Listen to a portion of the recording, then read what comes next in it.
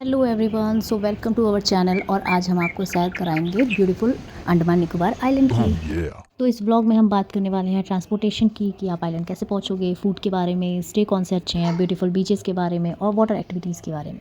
साथ ही हम बात करेंगे अंडमान की हिस्ट्री के बारे में। हमारा प्यारा भारत, और ये रहा अंडमान निकोबार। ये टोटल 572 आइलैंड्स का एक ग्रुप है, जिसमें से ओनली 38 आइलैंड ऐसे हैं जिसमें लोग रहते हैं, और उनमें भी only 12 island means tourist allowed. ये हमारे देश का हिस्सा है, इसलिए यहाँ जाने के लिए हमें पासपोर्ट वीज़ा की ज़रूरत बिल्कुल भी नहीं होती है। Oh तो बात yeah. करते हैं ट्रांसपोर्ट की। तो आपको न्यू दिल्ली, बॉम्बे, हैदराबाद, बेंगलुरु, चेन्नई, कोलकाता, गोवा से डायरेक्ट फ़्लाइट मिल सकती है। इसके अलावा आप कोलकाता और चेन्नई से बाय वाटर भी ट्रैवल कर सकते हो। बजट की बात कर लेते हैं तो ऑफ सीज़न में आपको 10 से 20 हज़ार में आना जाना हो जाएगा, और वहीं अगर आप सीज़न में जाते हैं तो 20 से 25 हज़ार में आना जाना पड़ेगा। हाई टाइड्स के कारण आपको रेनी सीज़न में जाना अवॉइड करना चाहिए। अंडमान में आपको वेज नॉन वेज दोनों वैरायटी के फूड मिल जाएंगे। होटल की बात करें तो यहाँ 2,500 से 4,000 पर डे पर अच्छे बीच व्यू वाले रिजॉर्ट आपको आसानी से मिल जाएंगे, जहाँ पर सुबह का नाश्ता आपके लिए कॉम्प्लीमेंट्री रहता है। Oh my god. में लगेज आपको बहुत हैवी नहीं रखना है। आईडी प्रूफ में पासपोर्ट या आधार कुछ भी चलेगा। आपको vomiting, headache, loose motion, fever की दवाई ज़रूर अपने साथ रखनी है, क्योंकि हमारे साथ बच्चे थे तो हमने इस बात का ज़्यादा ध्यान रखा था। Hat, sun glasses, power bank, footwear, skin protection cream और कैश मनी अपने साथ ज़रूर कैरी करें। अंडमान में मार्केट दोपहर 12 बजे से 9 बजे तक ही ओपन रहता है। चलिए तो सीट की पेटी बांधिए, क्योंकि शुरू होने वाली है अब हमारी अंडमान यात्रा। Ready, go! हमने न्यू दिल्ली से पोर्ट ब्लेयर के लिए कनेक्टिंग फ़्लाइट ली थी। We are very excited for this trip, because ये हम तीनों का पहला ट्रिप है साथ में, और इस ट्रिप में हमारे साथ है अली भाई एंड फैमिली। पोर्ट ब्लेयर के एयरपोर्ट से निकलकर सबसे पहले हम पहुँचे पोर्ट ब्लेयर के बंदरगाह। हमारा ब्यूटीफुल क्रूज़, जिससे हम हैवलॉक की ओर रवाना होंगे। पोर्ट ब्लेयर से हैवलॉक आइलैंड पहुँचने के लिए 2 घंटे लगते हैं। ये रहा ब्यूटीफुल नॉटिका क्रूज़ के अंदर का नज़ारा। 2 घंटे का सफ़र तय करने के बाद हम फाइनली पहुँच चुके थे अपने आइलैंड, और ये रहा हमारा ब्यूटीफुल रिजॉर्ट, और ये रहा हमारा रूम। हमने एग्जीक्यूटिव रूम बुक किया था, जो हमें 3,000 पर डे के हिसाब से पड़ा था। बहुत ही क्लीन, बहुत ही सिक्योर। और एक चीज़ अभी मैं आपको दिखाती हूँ। इस साइड पे बालकनी है, और ये देखो, ये बीच है, बीच साइड है, यहाँ से समंदर दिखता है। ये हमने शाम को यहाँ पे मस्ती की थी, क्योंकि आज का हमारा कोई प्लान नहीं था, तो हमने शाम को बीच के किनारे मस्ती की। उसके बाद हम निकल चुके थे इस होटल में डिनर करने के लिए।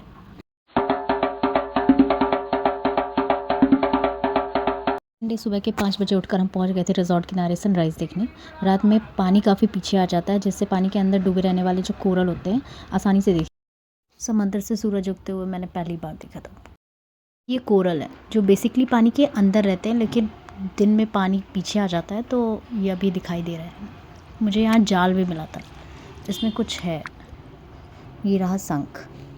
इसको जब मैंने वॉश किया तो मुझे इसके अंदर कुछ दिखा था। ये है शंख के अंदर का कीड़ा, जो इंसेक्ट होता है, वो दिखा मुझे। बाद में मैंने इसे पानी के अंदर ही फेंक दिया था। ये रहा हमारा खूबसूरत रिज़ॉर्ट, और यहाँ से दिखता है ये खूबसूरत नज़ारा। रिज़ॉर्ट कई लगे हुए रहते हैं, और बेसिकली ये बीच से कनेक्ट रहते हैं। नायशा भी रेडी हो चुकी है, और वो जा रही है अपने पापा के साथ ब्रेकफास्ट करने। ब्रेकफास्ट करने के बाद हम आज निकलेंगे राधानगर बीच और काला पत्थर। सबसे पहले हम काला पत्थर जाएंगे। ये जगह अपने फ़ोटोशूट के लिए जानी जाती है। अगर आप कैमरा कैरी करते हो तो वेल एंड गुड, वरना यहाँ पे आपको 1,000 से 3,000 तक की रेंज के अच्छे फ़ोटोग्राफ़र भी मिल जाएंगे। यहाँ फ़ोटोशूट करा सकते हो। फ़ोटोशूट कराने के बाद हम यहाँ से निकले थे राधानगर बीच। राधानगर बीच हम गए थे तो हमने एक जोड़ी कपड़े ज़रूर कैरी किए थे, क्योंकि वहाँ हमें नहाना था। सो वहाँ पे किनारे चेंजिंग रूम भी आपको मिल जाएगा। ये रही सकीना और नायशा, ये दोनों तो पानी में ही नहीं आई थी, पर इन लोगों ने बहुत मस्ती की, बहुत ज़्यादा। और ये रहा आपका बीच। इसमें बहुत ऊंची लहरें आती हैं, आप किनारे बैठ के आराम से नहा सकते। ये बीच ऑलमोस्ट इवनिंग टाइम में क्लोज़ हो जाता है, सो आप टाइम का बहुत ध्यान रखें, ठीक है। और जब आप बीच से बाहर आओगे तो आपको चेंजिंग रूम भी मिल जाएगा, और साथ ही आपको ऐसे फ्रूट के छोटे छोटे स्टॉल मिल जाएंगे। यहाँ साइड में आपको एक छोटा सा मार्केट भी मिल जाएगा।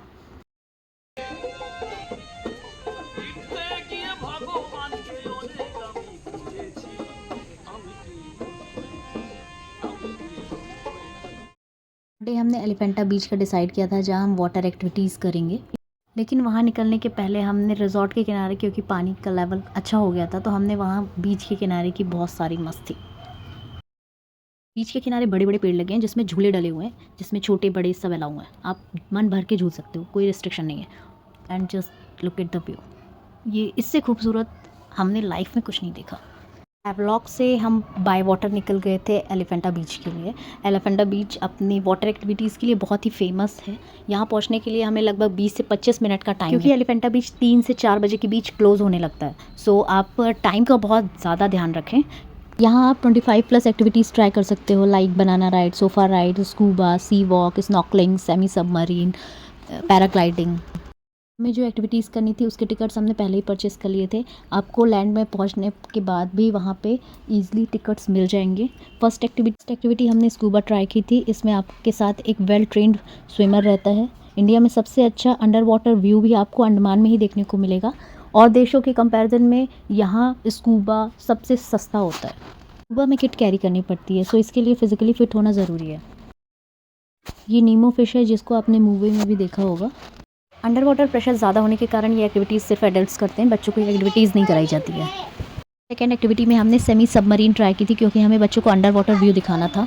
हमने पर पर्सन 3500 पे किया था, जिसमें 8 साल तक के बच्चों का कोई चार्ज नहीं लगा था।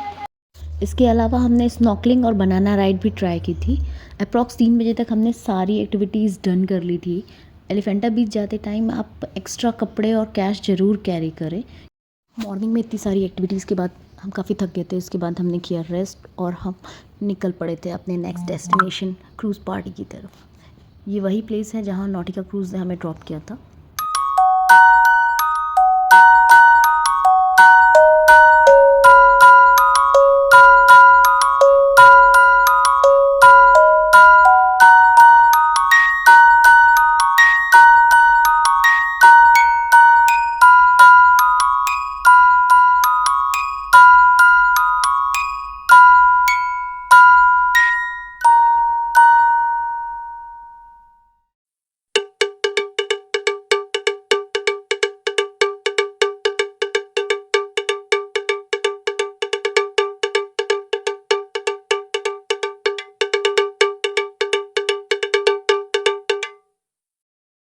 क्रूज़ में बहुत सारी मस्ती करने के बाद हम 10 बजे अप्रॉक्स अपने रिज़ॉर्ट की ओर वापस चले गए थे, क्योंकि नेक्स्ट डे हमें चेकआउट करना था। अंडमान में चेकआउट करने का टाइम थोड़ा अर्लियर है, 9 बजे यहाँ चेकआउट करना पड़ता है। सो हमने ब्रेकफास्ट भी जल्दी कर लिया था।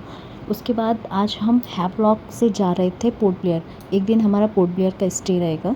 हैवलॉक आइलैंड से 2 घंटे का सफ़र तय करके हम पहुँच चुके थे अंडमान की राजधानी पोर्ट ब्लेयर। हम 1 बजे पोर्ट ब्लेयर पहुँचे थे। हमने होटल ना जाके रॉस आइलैंड जाने का डिसाइड किया था। रॉस आइलैंड को अब नेताजी सुभाष चंद्र बोस आइलैंड के नाम से जाना जाता है।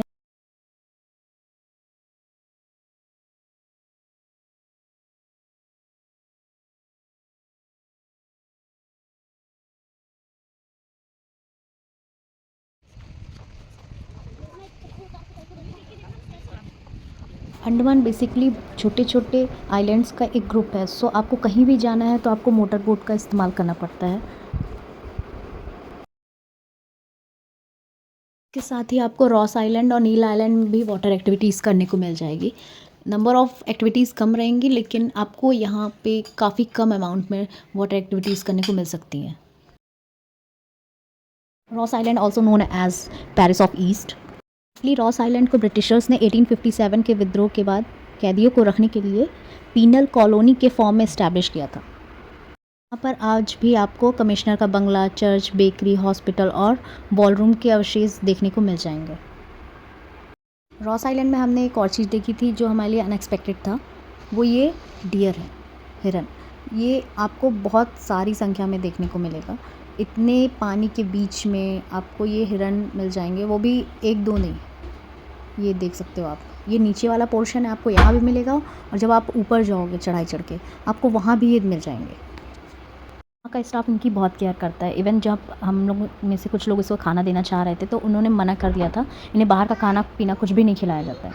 ये रॉस आइलैंड के नीचे वाला हिस्सा है। यहाँ से आपको गाड़ी लेके या फिर आप पैदल भी जा सकते हो। आपको ऊपर की ओर चढ़ना रहता है। ये जब हम ऊपर की ओर चढ़ेंगे तो आपको कई खंडहर मिलेंगे जो ब्रिटिश टाइम में उनके ऑफिस रहा करते थे, चर्च रहा करते थे, आपको देखने को मिल जाएंगे। आपको स्क्रीन में दिखाई दे रहा है, ये वो कोठरियाँ हैं जिसमें हमारे स्वतंत्रता सेनानियों को रखा जाता था। इस वक्त जो आप रॉयल विंटेज कार अपनी स्क्रीन पर देख रहे हो, इसका आनंद लेने के लिए आपको 2000 रुपये पे करने पड़ेंगे। आप ऊपर चढ़ने के लिए या तो ये कार बुक कर सकते हो, या तो आप पैदल आ सकते हो, या फिर आप ई रिक्शा टाइप की गाड़ी बुक कर सकते हो, जिसका कॉस्ट 150 रुपीज़ पर पर्सन पड़ा था हमें। सब खंडहर के बीच अब आपको एक बहुत ही खूबसूरत नज़ारा देखने को मिलेगा। Just see this. मैंने अंडमान का सबसे अच्छा व्यू अगर कहीं देखा है तो वो रॉस आइलैंड में आपको देखने को मिलेगा। सच कहूँ तो वंस इन अ लाइफ मैं हर ट्रैवलर को जिसे ट्रैवलिंग पसंद है यहाँ आने का ज़रूर सजेस्ट करूँगी। यहाँ आपको एक और जहाँ नेचर की खूबसूरती देखने को मिलेगी, वहीं दूसरी ओर अपने इतिहास को, अपने भारत के इतिहास को जानने का मौका में मिलेगा। कल्पना कीजिए, जिस जगह को प्रकृति ने इतनी खूबसूरती से नवाजा है, वहाँ अंग्रेज हमारे क्रांतिकारियों के साथ सबसे अमानवीय व्यवहार कैसे करते होंगे।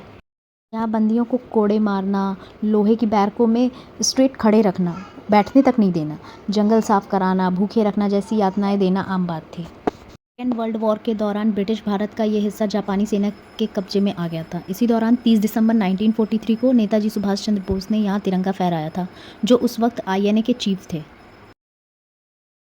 2011 में जब सुनामी आई थी तो यहाँ कि ज़मीन का काफ़ी हिस्सा पानी में डूब गया था। कहते हैं कि 1/3 पोर्शन जो है वो पानी में डूब चुका है, जिसमें कई ब्रिटिश कालीन इमारतें भी शामिल थीं। Because of Andaman Nicobar India के मेन लैंड से काफ़ी दूर है, तो इसके इम्पोर्टेंस और हिस्टोरिकल वैल्यू हम दोनों ही बहुत कम समझते हैं, जानते हैं। अंग्रेज़ों ने आज से लगभग 200 साल पहले इस आइलैंड को अपनी ज़रूरत के हिसाब से डेवलप कर दिया था, लेकिन सेकेंड वर्ल्ड वॉर और 1941 में आए भूकंप के बाद अंग्रेज़ इस एरिया को छोड़कर भाग गए थे। रॉस आइलैंड से निकलकर हम सीधे गए अपने होटल। वहाँ हमने चेक इन किया क्योंकि हम सुबह से निकले हुए थे, तो हमने सबसे पहले रेस्ट किया। उसके बाद शाम में हम सेकंड डेस्टिनेशन पे निकल गए थे, वो थी चिड़िया टापू। चिड़िया टापू में बेसिकली आप इस टाइप का फ़ोटोशूट करवा सकते हो। ब्लेयर में थर्ड प्लेस हमने सेलुलर जेल विज़िट किया था। हम शाम में पहुँचे थे तो जेल विज़िट टाइम ओवर हो गया था, सो हमने लाइट शो की टिकट ली थी। लाइट शो का जो एक्सपीरियंस था वो काफ़ी अच्छा था। लाइट शो के बाद हमने सेलुलर जेल का म्यूज़ियम विज़िट किया। आप जो अपने स्क्रीन पे देख रहे हैं, ये सेलुलर जेल का मॉडल है। इसके साथ ही आपको यहाँ हमारे क्रांतिकारियों का इतिहास भी देखने को मिल जाएगा। वीर सावरकर, साथ ही ऐसे कई महान क्रांतिकारी जिन्हें यहाँ की जेलों में रखा गया था, उनका इतिहास इन फ़ोटोज़ में अच्छे से डिस्क्राइब किया गया है। सेलुलर जेल के बाहर का पोर्शन है। इसके बाद हम सब अपने होटल आ चुके थे। प्लेयर वाले होटल का आर्किटेक्ट बहुत ही शानदार था। सोने के पहले हमारे बच्चों ने इस पूल के किनारे बहुत सारी मस्ती की।